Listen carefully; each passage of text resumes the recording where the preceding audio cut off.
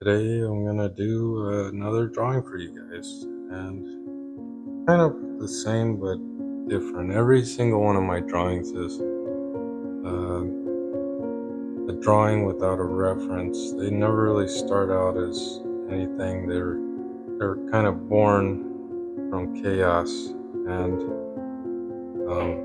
you know, as this piece kind of develops, it kind of starts out really dark and ugly, and kind of starts transforming into this face, and I kind of just go with it. And I sometimes, when you're creating a piece of art, you just kind of have to go with the flow of things and not try to fight things too much.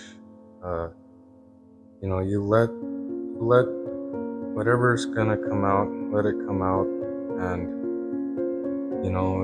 it's gonna come out in its own way. And I find that if you follow that method, you can really create some really cool, authentic pieces of artwork. The level of detail on this piece is really cool. It has all these lines everywhere. I don't even know if you can really see it in the video, but his face kind of has lines everywhere, and it kind of, when you stand about a couple feet away, it kind of gives this illusion of skin, but it's almost a skin like stone or like a scales. And it's a pretty cool, um, some pretty cool details in this piece.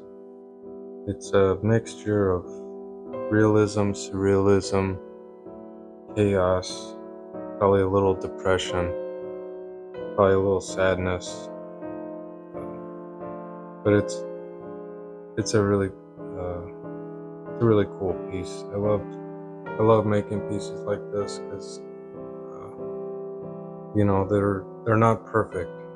Maybe the eyes aren't completely symmetrical. Maybe, uh, but it's perfect in its own way. And that's what I love about creating art, is that you don't have to make something perfect. You have to just make it perfect and unique in its own way. That's what we do as artists.